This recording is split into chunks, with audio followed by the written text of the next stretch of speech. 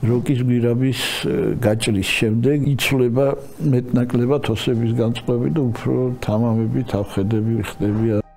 შეიძლება ითქვას, რომ რაღაც სეპარატისტული განწყობებივით იყო, რომ აი ჩვენ უკვე ახლო ვართ რუსეთთან, ჩვენ ჩრდილოეთ ოსეთთან გავერთიანდებით. როდის იწყება კონფლიქტი და რა არის ამის პირველ წყარო, ესე რომ ვთქვათ, პრობლემის?